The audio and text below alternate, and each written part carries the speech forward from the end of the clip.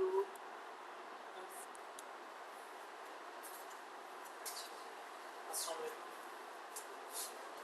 आज हम लोगों सबसे पहले इंट्रोडक्शन करवा देते हैं सबका। हाँ, सेल्फ क्या करते हैं क्या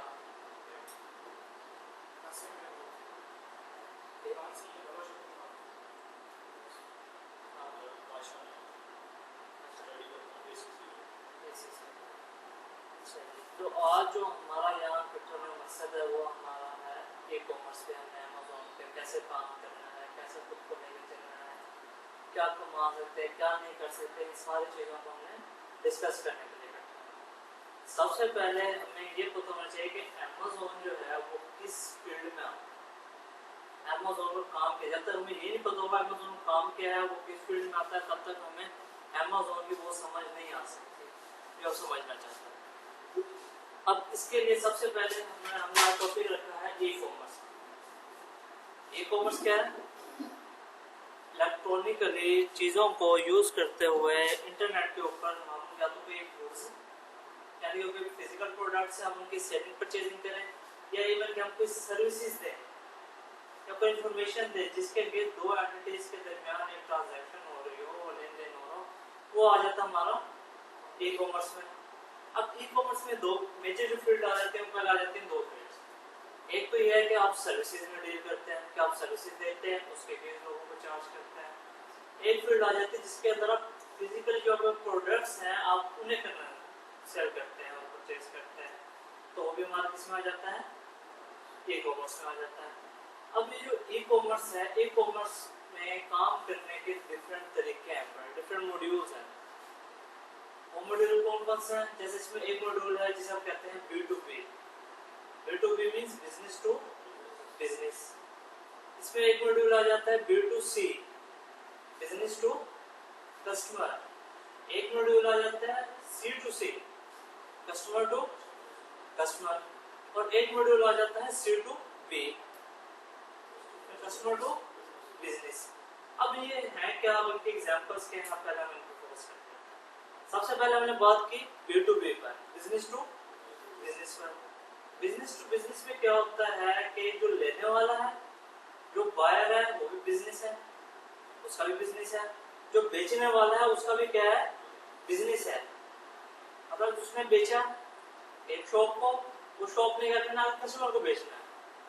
अभी तक चैन, वो जो कंजप्शन की चैन है वो टूटी नहीं है, चल रही है। अब बिजनेस टू बिजनेस में क्या एग्जांपल आ जाती है? फॉर एग्जांपल रिटेल शॉप्स वाले बैठे हैं, ये प्रोडक्ट कहाँ से लेते हैं? कंपनी से या होलसेलर से? ऐसे ही है, कंपनी और होलसेलर क्या है? बिजनेस है। अब जो रिटेल शॉप वाला है ये भी क्या है? बिजनेस है। उसने भी लेके आगे बेचनी है ना, उसने उसको प्रोडक्ट आगे बेचना, उसने कमाना है, वो भी क्या है? बिजनेस है। मतलब इसमें चैन चल रही है B2B। इसके बाद आ जाती है बिजनेस टू कस्टमर, B2C। अब B2C की एग्जांपल सिंपल से है कि आप किसी रिटेल शॉप पे जाते हैं, आपने कोई कोल्ड ड्रिंक लेनी है, कोई घर में कोई राशन लेना है, यूज के लिए आप जाते हैं, कस्टमर हैं, आप जाते हैं, जाके परचेज करते हैं, वो बिजनेस है, आप कस्टमर करके आ जाते हैं परचेज करके। फिर इसके बाद थर्ड कैटेगरी आती है हमारे पास C2C, इसमें लेने वाला भी कस्टमर है, बेचने वाला भी कस्टमर है। लाइक जैसे लोग करते हैं OLX पे, जो बेच रहा है उसका बिजनेस नहीं होता, वो भी कस्टमर है। जैसे हम लोग बैठे हैं, अब मेरे पास मोबाइल है, मैंने बेचना है, ये हसन भाई बैठे, हसन भाई लेने आ जाते हैं, वहाँ से कॉन्टैक्ट करते हैं, हसन क्या है? वो भी कस्टमर है, मैं क्यों? मैं भी कस्टमर हूँ। तो ये आ जाता है हमारे पास C2C में। फिर ये है C2B में, इसमें क्या करता है? कस्टमर सेल करता है बिजनेस को। लाइक आप पुरानी चीजें, पुरानी गाड़ी जाकर सेल करते हैं शोरूम पे, ठीक है? आपका तो बिजनेस नहीं है ना गाड़ियां सेल परचेज करना, आपने तो अपने घर के लिए लिए, टाइम आया आपने कहा जी अब मैंने इस गाड़ी को चेंज करना है या मैंने सेल आउट करना है, मुझे पैसे की जरूरत पड़ गया, डिफरेंट कंडीशन आ सकती हैं, तो आप क्या जाते हैं? शोरूम पे। शोरूम पे जाके आपने बेची, तो शोरूम वाला क्या है? उसका तो बिजनेस है ना, वो तो क्लाइंट नहीं है। उसने आपसे लिए 10 लाख, उसने आपको बेचने 12 लाख, उसने तो करना बिजनेस। वो आपसे ले इस पर्पस के लिए लाया है कि उसने सेल आउट करना, उसने बिजनेस करना इस चीज के लिए। क्लियर हो गया? अब चलते हैं हम आगे। अगला टॉपिक हमारा क्या है, how does e commerce work, कि हमारे पास जो ई कॉमर्स है ये काम कैसे करती है। अब ई कॉमर्स के काम करने के हमने कुछ मॉड्यूल्स देखे, अभी हमने बात की B2B, B2C, C2C, C2B, इन सारों चीज़ों पर। अब हमने ये तो डिफाइन कर लिया कि हमारे पास ये तरीके हैं। अब हमने इन तरीकों को इलेक्ट्रॉनिकली यूज कैसे करना है, उसके लिए हम क्या कर सकते हैं, उसके लिए हम अपनी वेबसाइट बना सकते हैं, उसके लिए हम अपना फेसबुक पेज बना सकते हैं, उसके लिए हम अपना सोशल मीडिया प्लेटफॉर्म यूज कर सकते हैं। उनके ऊपर हम कैसे यूज कर सकते हैं, प्रोडक्ट है हमारे पास, प्रोडक्ट लिए हमने, उसको उनके ऊपर डिस्प्ले कर दी। डिस्प्ले करने के बाद क्या आप उसको डिस्काउंट देंगे स्टार्टिंग चलाने के लिए, देते हम मार्केट में अगर एक चीज़ 100 की है तो आप कहते हैं हम आपको 95 की दे देंगे, आप उन्हें डिस्काउंट देते हैं, आप प्रमोशन करते हैं, आप एडवर्टाइजमेंट में पैसे लगाते हैं, फिर जाके आपका ये ई कॉमर्स का सेटअप शुरू होने लगता है। अमेज़न भी क्या, वो भी किसी तरह से वेबसाइट बनाई हुई है, वो एक बना हुआ कल से प्लेटफॉर्म है जिसको हम यूज करते हैं, उसके ऊपर आके हम सेलिंग करते हैं। अब इसमें हम क्या चीज़ है, इसमें सिंपल वही चीज़ है कि इसमें आप क्या करते हैं, प्रोडक्ट लिए हम उसकी ट्रैकिंग का ख्याल रखना है, उसकी इन्वेंट्री का ख्याल रखना है कि हमारे पास स्टॉक में कितनी है, टाइम टू टाइम हमने स्टॉक भी वहाँ पे मैनेज करना है कि अगर हमारे पास स्टॉक में 10 पीस है तो हमने वहाँ मेंशन करने के 10 हैं। ये ना हो कि आपके पास 10 थे, 10 के ऑर्डर आ गए, उसके बाद एक 11वां ऑर्डर आ जाते, आपका प्रोडक्ट नहीं है, तो ये आपके लिए एक बहुत नेगेटिव पॉइंट आ जाता है। ठीक है क्या? अब इसके बाद चलते हैं हम आगे। अब क्या है ये strategy shopping characteristics of e commerce environment. अब क्या कह रहे हैं, अब ई कॉमर्स एनवायरनमेंट की बात कर रहे हैं कि उसके एनवायरनमेंट क्या है। अब इसमें क्या आता है, ई कॉमर्स जो एनवायरनमेंट है ये आपके लिए बाउंड्रीज को खत्म कर देता है। इसमें लिए आपके लिए सेलिंग के लिए कोई बाउंड्री नहीं है कि आपने सिर्फ खाना चौक पर बैठे तो आपके पास सिर्फ एक कस्टमर आएगा तो आप उसी को से डील कर सकते हैं। इसमें ये आपके लिए लिमिट खत्म हो जाती है। इसके लिए इसमें आप क्या करते हैं, एक बड़े ग्लोबल प्लेटफॉर्म पे आ जाते हैं, मतलब फिर आपकी मार्केट एक छोटी मार्केट नहीं है, आपके लिए मार्केट सामने आपकी पूरी दुनिया, अब वर्ल्ड वाइड काम कर सकते हैं। और दूसरा इसका फायदा क्या, हमने अगर फिजिकली कोई बिजनेस स्टार्ट करना हो, कोई शॉप भी बनानी हो, आपको तो गारमेंट शॉप बनानी है, तो उसके लिए आप देखिए एक्सपेंस कितना आ जाएगा। अच्छी जगह पे शॉप लेंगे, उसका रेंट वगैरह, एडवांस वगैरह, फिर उसकी सेटिंग, उसकी रेनोवेशन, सारी चीज़ों को करने में साल में कितना खर्चा हो जाता है, 8-10 लाख कहीं नहीं।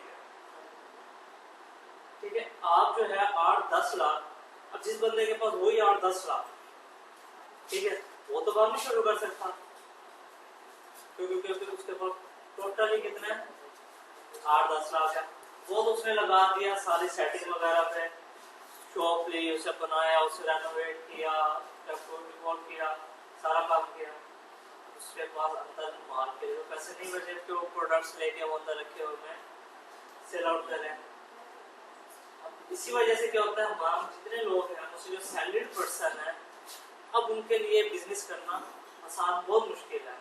और पहले सोचते हैं कि अच्छा इतना खर्चा आएगा, हमें ये चीज़ लेनी पड़ेगी, ये चीज़ लेनी पड़ेगी, जब बजट को देखते हैं तो उनका तो बजट नहीं बनता। ई कॉमर्स में क्या है, ई कॉमर्स में एक्सपेंसेस नहीं है। ई कॉमर्स में आप अपनी वेबसाइट बनाते हो, 10-15 हज़ार 20 हज़ार में खर्चा आएगा, ठीक है, आपकी शॉप बन गई, आप उस पर आके क्या करते हो, अपने प्रोडक्ट्स लगाते हो, सेलिंग स्टार्ट करते हो, थोड़ी सी मार्केटिंग करना स्टार्ट करते हो, सेलिंग शुरू कर देते हो। फिजिकल मार्केट में ऐसा नहीं है। और अब जो टाइम चल रहा है, हर इंसान का जैसे महंगाई जा रही है, एक सैलरी पर गुजारा नहीं हो सकता। ठीक है, लोग हम क्या करते हैं, हम यूनिवर्सिटी जाते हैं, लाखों रुपए अपनी डिग्रीज पे लगाए, ऐसे ही है, एंड में जॉब क्या मिलती है 20,000 25,000। ठीक है, आप जिस बंदे ने 5-6 लाख लगाए और 4 साल लगाए डिग्री में, और एंड में उसे सैलरी मिल रही है 20-25 हज़ार, उसका कैसे गुजारा होगा। और जैसे महंगाई जा रही है उसमें तो ऐसे गुजारा मुश्किल। अब क्या है, बिजनेस होना बहुत जरूरी है। अब बिजनेस की तरफ जाए तो फिर वही बात, फिजिकली बिजनेस में बहुत सारे मसले मसाइल हैं, तो इसलिए क्या है, जो ऑनलाइन हमारा बिजनेस है वो इस टाइम ज्यादा ग्रोथ में है।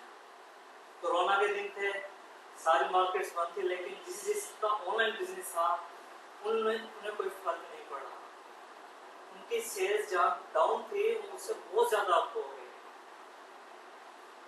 अब दूसरे पॉइंट है कि फिजिकली शॉप बनाते हैं, कोई जगह गुलशन मार्केट में शॉप बना लेते हैं, कितने कस्टमर आएंगे जो वहां से गुजरेगा, या कम्युनिटी है, फॉर एग्जाम्पल पूरी कम्युनिटी गुलशन मार्केट 50,000 लोग हैं, तो आपके एक्सेस कितना तक है, 50,000 लोगों तक है। अब वहां पे आप कॉम्पिटिटर भी बहुत सारे बैठे हैं, बहुत सारे ऐसे शॉप्स हैं जो कि वही चीज बेच रहे हैं जो आपके लोग बेच रहे हैं, तो वहां भी मसला आ जाता है, एडवर्टाइजमेंट करने में उसमें बहुत ज्यादा कॉस्ट आ जाती है। ई कॉमर्स में क्या है, ई कॉमर्स में आते हैं आपके लिए तो ये बाउंड्री खत्म, यहाँ आपके लिए 50,000 की कम्युनिटी, वहाँ पे अगर आप कहते हो मैंने पूरा पाकिस्तान करना तो आपके लिए 20 करोड़ की कम्युनिटी बन जाती है। आप इजीली कहीं पे भी सेल कर सकते हैं, आप वर्ल्ड वाइड कस्टमर आपके पास आ जाते हैं, पाकिस्तान से आ जाते हैं। ठीक, तो ये फायदा है हमें ई कॉमर्स में और फिजिकल बिजनेस। अब जिसके पास 10 लाख पड़ा है ना, वो 10 लाख से अपने ये बिजनेस को स्टार्ट कर सकते हैं ई कॉमर्स का। इसमें उसकी मेजर कॉस्ट क्या है, प्रोडक्ट लेने की। इसमें उसकी मेजर कॉस्ट ये नहीं कि मैंने शॉप लेनी है, मैंने उसे करवाना है, मैंने बिल भरने है, कुछ नहीं। इसमें सिर्फ आपको एक इंटरनेट कनेक्शन चाहिए और एक लैपटॉप चाहिए, बस। इसी के थ्रू आप क्या कर सकते हैं, अपना बिजनेस स्टार्ट कर सकते हैं, उसे ग्रो कर सकते हैं। ये था हमारे इस टॉपिक में कि हमारे कैसे हमारे जोग्राफिकल बैरियर्स हैं वो खत्म हो जाते हैं, हमारे जो इन्वेस्टमेंट है जो मिनिमम होती है वो हमें एक अच्छा प्रॉफिट दे जाती है। और दूसरी बात, हमें ऑनलाइन में ना जो प्रॉफिट है वो फिजिकल से ज्यादा मिल जाता है। जितना फिजिकल काम करते हैं, हम इन्वेस्टमेंट करते हैं, उससे हमें ज्यादा प्रॉफिट मिल जाता है हमारे ऑनलाइन बिजनेस में। भले वो हमारे अपने स्टोर हो, भले हम अमेज़न पे काम करें, दराज पे करें, ईबे पे करें, किसी प्लेटफॉर्म पे आगे करें। अब चलते हैं अगले टॉपिक। ये भी वही हमारे पास स्ट्रेटजीज है कि हम क्या यूज करते हैं। अब यही चीज है, उसके बाद देख रहे हैं क्या .com, क्या हम डोमेन नेम लेते हैं अपने वेबसाइट के लिए। एक हमने डोमेन नेम लेनी होती है, आपको डोमेन नेम का आइडिया हो किसी को? नहीं। अब डोमेन नेम क्या होता है, इंटरनेट भी एक अलग दुनिया है, ठीक है। जैसे यहाँ पर हर किसी का अपना अलग नाम है, वैसे ही इंटरनेट जो दुनिया वहाँ पे भी हर किसी का अपना नाम लेना पड़ता है। आप amazon.com सर्च करते हैं तो क्या आता है, आपके पास Amazon ही आता है, तो क्या वो नाम उसने अपना लिया हुआ। इसी तरह से एक अपना नाम आपको ये भी सोच के अपने नाम के लिए, स्टोर के नाम के लिए आप वो नाम ले लेते हैं और उसके ऊपर आके आप सेल करना शुरू कर सकते हैं। इसी सेम वो स्ट्रेटजी है Amazon में, क्या है amazon.com है जो यूएसए में मार्केट चलती है .com पे, क्योंकि उस पर लोग ज्यादा आते हैं .com पे। फिर सारे करते हैं आप कुछ कूपन दिए, कोई डील दी, इस तरह से करके आपने प्राइस रिड्यूस करके आप कस्टमर्स को अपने पास लेके आते हैं। ई कॉमर्स में आप कामयाब तब हो सकते हैं जब आप पाकिस्तानियों वाली आदतें छोड़ दें। पाकिस्तानियों वाली आदतें क्या है, दिखाया कुछ है, भेजा कुछ है। वहां से हैंड फ्री मंगवाई है जी, हैंड फ्री आ गई जी, एक साइड नहीं है, खराब है। ठीक है, पाकिस्तान में तो ये चीजें चल जाती हैं, यहाँ पे कोई इतना पूछने वाला नहीं, कोई इतना वो नहीं है। लेकिन जब आप इंटरनेशनल मार्केट में आ जाते हैं ना, तो वहां पे अगर आपने कामयाब होना है तो आपने जो दिखाया है ना वही सेम चीज बेचनी है, उसमें 19-20 का भी फर्क नहीं होना चाहिए अगर आपने कामयाब होना। नहीं तो क्या होगा, ज्यादा महीना काम कर लोगे, महीने के बाद उन्होंने कहना भैया अल्लाह हाफिज़। अब जितने बड़े प्लेटफॉर्म हैं Amazon पे, जितने भी ये हैं, इनमें क्या होता है, इनमें आप लाइफ में वन टाइम अपने नाम का अकाउंट बना सकते हो। लाइफ में एक दफा, अगर आप दोबारा नहीं अपने नाम पे फिर अकाउंट बना सकते, क्योंकि फिर अगर आपको ब्लॉक करते हैं तो आप ब्लैक लिस्ट हो जाते हैं। अब वो जाहिर सी बात है, होंगे तो अपनी किसी वजह से होंगे कि दिखाया कुछ, भेजा कुछ, ये कस्टमर सर्विस अच्छी नहीं थी, बहुत सारे वजूहत आ जाते हैं। तो जब आपने ई कॉमर्स में आ रहा जो बड़ा बिजनेस है ना ये, तो इसे लेकर लॉन्ग टर्म चलने का माइंड रखना। तो पाकिस्तानियों में माइंड रखना कि यार अभी तो भेजें, बाद में जो होगा देखी जाएगी, देख लेंगे जो होना होगा। तो इस चीज़ पर हम नहीं चल सकते। आप जिस कम्युनिटी में काम करते हो आपको उसी कम्युनिटी के हिसाब से अपना माइंड बनाना पड़ता है, उस हिसाब से सोचना पड़ता है। सबसे बड़ी ई कॉमर्स की मार्केट कौन सी है? यूएस। सबसे बड़ी ई कॉमर्स की मार्केट है। वहाँ पे सबसे ज़्यादा लोग जो शॉपिंग करते हैं ऑनलाइन शॉपिंग करते हैं। पानिस्पत पाकिस्तान के, पानिस्पत यूके के, पहले यूएसए आता है, यूएसए के बाद यूके आता है और फिर इस तरह से डिफरेंट कंट्रीज आ जाती है। तो वहाँ पे लोग करते ही ऑनलाइन है। जब वहाँ के लोग ऑनलाइन करते हैं तो हमें भी अपनी सोच को चेंज करना पड़ता है। हम फिर ये सोचते हैं कि यार हमने एज अ पाकिस्तानी कस्टमर नहीं सोचना, हमने खुद भी सोचना है एज अ यूएसए कस्टमर के। हम यूएसए में बैठे हों, ठीक है, जहाँ पे लॉ रूल्स रेगुलेशन है हमें फॉलो करना पड़ता है, हम अपनी मर्जी से कुछ नहीं कर सकते। तो हमने उस तरह सोचना। जब वो उस तरह से आते हैं ना, तो वो लोग यहाँ पे हम क्या होता है, हमें कोई 99 रुपये की चीज़ है, ठीक है, हम 100 रुपये देते हैं, हम 1 रुपये ना भी दे, हम कहते हैं ठीक है कोई बात। वो जो लोग हैं वहाँ पे वो 1 सेंट भी आपको फर्क है ना, उसे भी नहीं छोड़ेंगे। उनके लिए 1-1 सेंट इम्पोर्टेंट है। अब ये यही से अंदाजा है हमारी मेंटालिटी उनकी मेंटालिटी में कितना फर्क है। वो कहते हैं हम पैसे लगाएंगे लेकिन चीज़ अच्छी होनी चाहिए। वो उनका क्वालिटी पर कॉम्प्रोमाइज़ नहीं है। मतलब क्वालिटी पे हमें कोई कॉम्प्रोमाइज़ नहीं, क्वालिटी जो दिखाई गई है 100% की क्वालिटी चाहिए। ठीक होगा। अब इसके बाद चलते हैं हम आगे, ठीक है। अब आ गया internet strategies for traditional business. अब ये आगे ट्रेडिशनल बिजनेस वही के जो हमारी फिजिकल शॉप्स थी उसे हम कहते थे ट्रेडिशनल बिजनेस। उस ट्रेडिशनल बिजनेस को अगर ले आए ऑनलाइन के, बहुत सारे लोग ऐसे बैठे हैं जिन्होंने किए है ये काम करके हम फिजिकल स्टॉक था बेच रहे थे।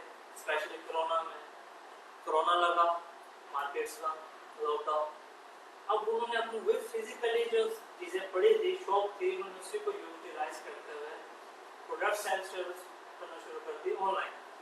किसी ने फेसबुक पे शुरू कर दिया, किसी ने अपनी वेबसाइट बना ली, किसी ने इंस्टा का यूज़ कर लिया, किसी ने यूट्यूब का यूज़ कर लिया। हर किसी को जिसको जो प्लेटफॉर्म समझ आया ना, उसने वही प्लेटफॉर्म अडॉप्ट किया और उसी प्लेटफॉर्म पे काम करना शुरू किया और अपनी सेल्स को ऑनलाइन लेके आया और ग्रो कर दिया।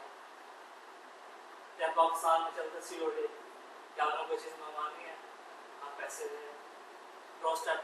अब ये चीज़ क्यों की जाती है पाकिस्तान में? पाकिस्तान में लोगों को ऑनलाइन चीज़ों पर ट्रस्ट है। पाकिस्तान को डाउट रहता है कि यार हम इसे पैसे दे दें ना, चीज़ ना दिखे। यहाँ पर ये COD चल जाता है, कैश ऑन डिलीवरी चलता है। बट इसके अगर आप कंपेयर करें ना, आप USA या फॉरेन मार्केट को, वहाँ पे COD का कॉन्सेप्ट ही नहीं है। वहाँ पे जिसने भी कोई चीज़ परचेज करनी है वो पहले पेमेंट करेगा, पहले आपको पे करेगा, फिर आप उसे ऑर्डर शिप करेंगे। वहाँ पे COD वाला चक्कर नहीं है, जिस वजह से क्या होता है हमारे हम जो पैसा लगा रहे हैं ई-कॉमर्स में वो हमारा पैसा सिक्योर रहता है। क्योंकि हमें पता पहले हमारे पास पैसे आए हैं, अब हम उसे प्रोडक्ट भेज रहे हैं। अब यहाँ भी पाकिस्तानी वाले यार बता सकते हैं कि पैसे तो आगे चलो प्रोडक्ट ना भेजो। पहले आते हैं ना सब लोग कि पैसे तो ले लिए, फिर प्रोडक्ट आज आ रही है, कल आ रही है, नहीं आ रही, नंबर बंद हो गए, लाइव। तो वहाँ पर आप इस तरह से कर ही नहीं सकते। अगर आप एक बंदे को प्रोडक्ट नहीं भेजेंगे वो रिव्यू दे देगा नेगेटिव। वहाँ पे आपको अगर Amazon के स्टोर पे नेगेटिव रिव्यू आ गया, जो कस्टमर आ गए तो आपकी सेल्स डाउन हो जाएगी। इसी तरह से 2-3 रिव्यूज आए, Amazon ने आपको वार्निंग दे देंगे। फिर भी अगर कुछ हुआ ना आपने सेट किया आपने उन चीज़ों को, तो Amazon ने आपको सस्पेंड कर देना होगा। आपका अकाउंट सस्पेंड हो गया मतलब आप दोबारा अपने नाम से नहीं बना सकते। आप अपने नाम से अपने पहले जो मर्जी कर ले, आप अपने नाम से दोबारा अमेज़न पर रजिस्टर नहीं हो सकते। उन्होंने पहले आपको बैन कर दिया। जब आप अमेज़न पर माइंड बना के आए ना, तो आपने मेंटेलिटी भी उसी तरह की लेके आनी है कि हमने जब उस मार्केट में काम करना है तो एक तो चलाना होता है, ठीक है, थोड़ा थोड़ा करके चलना है, आराम से चलना है। बाकी ये मैं आपको भी क्लियर कर दूं कि जो ई कॉमर्स या अमेज़न है, रातों रात डॉलर आना शुरू नहीं होता है, ठीक है। ऐसे नहीं होता कि आप बस आपने काम शुरू किया और रात को सोने को सुबह वैल्यू पाने से भी खड़ी है, ऐसा कुछ नहीं होता। हर चीज़ को ये बिजनेस है। अमेज़न में जो हमने आपको सिखाना है वो जो बिजनेस सिखाना है कि इसमें आपके बिजनेस की क्या टेक्निक्स एंड ट्रिक्स हैं। अब कोई भी बिजनेस है, आप उसे चलाने के लिए मेहनत करते हैं, उसे टाइम देते हैं, तब जाके ग्रेजुअली वो ऊपर आता है, ना कि वो रातों रात चलता है। अब आ जाते हैं अगले टॉपिक पे। अब क्या कह रहे हैं कि success factor in e commerce. अब इसमें क्या है? अब इसमें यह है कि आपने अपने कस्टमर को वैल्यू देनी है। कस्टमर आपसे बदतमीजी भी कर सकता है, तो उससे भी बात कर सकता है, लेकिन आपने इसका मतलब ये नहीं है कि कस्टमर आपसे ऊंची आवाज में बोला तो आप उससे ज्यादा ऊंची आवाज में बोला। कस्टमर को आपने वैल्यू देनी है। कस्टमर को अगर कोई इशू आ रहा है, आपके प्रोडक्ट से कोई मसला आ रहा है, तो आपने समझाना है, उसे गाइड करना है, ना कि उसके साथ लड़ने लग जाना है। ये पाकिस्तानी में बहुत अच्छे तरह से पाया जाता है। आज कस्टमर को वैल्यू दे, कस्टमर ने हमें रिप्लाई किया, हमने उसे फौरी तौर पे रिप्लाई करना है, मैसेज किया उसे हमने रिप्लाई करना है, और रिप्लाई प्रोफेशनली और एक मैनर्स में करना है कि सर ठीक हो गया, आपका ये इशू है, हम इसे फाइंड आउट करके फिर हम आपको रिप्लाई देते हैं कि आपके क्या इशू था, हम इसे सॉल्व करके देते हैं। कस्टमर को वैल्यू देनी है। फिर क्या है, आपका जो इंटरफेस होना चाहिए, जो आप वेबसाइट बना रहे हो, कुछ बना रहे हो, उसका इंटरफेस है वो फ्रेंडली होना चाहिए कि आपका जो बायर है ना, कस्टमर आया है आपके पास कोई चीज परचेज करने, उसे ज्यादा सोचना ना पड़े, वह चीजों को ढूंढना नहीं पड़ा कि यार मैं इस पे अब कैसे ऑर्डर प्लेस करूं, ये कैसे होगा, वो कैसे, ये ना सोचना, बिल्कुल सिंपल सा भी होना चाहिए कि वो ऐसा प्रोडक्ट सेलेक्ट करे, क्लिक करे, और एक अट्रैक्शन होनी चाहिए आपके प्लेटफॉर्म में। आपके जो प्रोडक्ट्स लगा रहे हैं उसके अंदर उनकी जो पिक्चर्स है वो ऐसे ना हो कि बस यूं पड़ी हुई आपने ऐसे पिक्चर्स बनाई मोबाइल से लगा दी है। जो पिक्चर्स लगाई हैं वो प्रोफेशनली शूट की गई होनी चाहिए। जैसा अक्सर आपने देखा व्हाइट बैकग्राउंड के साथ होती हैं, सिर्फ प्रोडक्ट नजर आ रही होती है, और जूम करके देखें तो बॉक्स के ऊपर हर चीज क्लियर नजर आ रही होती है। तो ये बहुत बड़ा फैक्टर है। फिर इसके बाद की फैक्टर ये आ जाता है सक्सेसफुल होने के लिए कि आपने डिलीवरी टाइम जो दी है कस्टमर को, आपने कस्टमर को कहा कि हम आपको 2 से 3 दिन में डिलीवर करेंगे प्रोडक्ट। फिर आपके लिए 2 से 3 दिन का मतलब है 2 से 3 दिन। आप उसे पहले पहुंचा दें तो वो प्लस पॉइंट है आपके लिए, बट अगर आप उसे लेट पहुंचाते हैं तो वो आपके लिए नेगेटिव है। डिलीवरी टाइम को मैनेज करना है, कस्टमर को वैल्यू देनी है, मतलब अपने कस्टमर सर्विस अच्छी रखनी है। साथ ही आपने क्या करना है, अपनी वेबसाइट को, अपने पिक्चर्स को, अपना कंटेंट जो आपने लिखना है, डिस्क्रिप्शन लिखते हैं, वो भी आपने अट्रैक्टिव करके लिखने कि आप जो प्रोडक्ट जितनी डिटेल है वो सारी उसके अंदर आपकी डिस्क्राइब हो जाए। कस्टमर को ये ना कि वो अलग से पहले वहां देखे, फिर अलग से वो गूगल करके चेक करे कि यार ये क्या चीज़ है, इसके अंदर क्या क्या चीज़ें हैं, तो उसे अलग से ना सर्च करना पड़े। वो सिर्फ आपके जब वेबसाइट पे आपके पेज पे है ना, उसे वही से सारी इंफॉर्मेशन मिल जाए। ठीक हो गया। अब चलते हैं अब क्या, ये आगे पेमेंट मैकेनिज्म। अब पेमेंट मैकेनिज्म क्या है, हमने अभी थोड़ी देर पहले भी बात की है कि वहाँ पेमेंट मैकेनिज्म क्या चलता है, पहले पेमेंट। तो यहाँ पे अगर करेंगे तो द्रास पे करेंगे, या यहाँ पे फिजिकली किसी प्लेटफॉर्म पे करेंगे, फेसबुक पे, इंस्टाग्राम पे, क्या करते हैं उन्हें सिर्फ पाकिस्तान की मार्केट में भी काम करना है, तो यहाँ पे तो आपको चलाना पड़ेगा COD, कैश ऑन डिलीवरी, क्योंकि यहाँ पे कैश ऑन डिलीवरी के बगैर आप अपने प्रोडक्ट सेल नहीं कर सकते। कि कस्टमर्स का इंटरेस्ट नहीं है, कस्टमर बिल्कुल इंटरेस्ट नहीं, क्योंकि हमारा अभी तक पाकिस्तान का ऑनलाइन की तरफ इतना रुझान नहीं है जितना वो लोग चले गए। यहाँ पे चलता स्टोरी, वहाँ पे क्या चलता है, वहाँ पे कहते हैं कि आप बैंक ट्रांसफर कर, या वहाँ से डायरेक्ट कस्टमर क्या करते हैं, आपको आपके बैंक अकाउंट में पेमेंट ट्रांसफर कर देगा। कस्टमर क्या करेगा, आपकी वेबसाइट पे, आपके प्लेटफॉर्म पे आके और अपने कार्ड से, डेबिट क्रेडिट कार्ड से आपको पेमेंट कर देगा, या वो कोई पेपॉल है, इस तरह से कोई अकाउंट है, तो उसके ऊपर आपको पेमेंट हो जाएगी। मीन्स के पेमेंट आपको पहले होनी है, पहले आपके अकाउंट में पेमेंट आएगी, फिर आप जाएंगे अपने प्रोडक्ट जो है कस्टमर को शिप करेंगे। ये है वहाँ का। यहाँ का तो सिंपल सा कैश ऑन डिलीवरी, भाई पहले प्रोडक्ट आएगी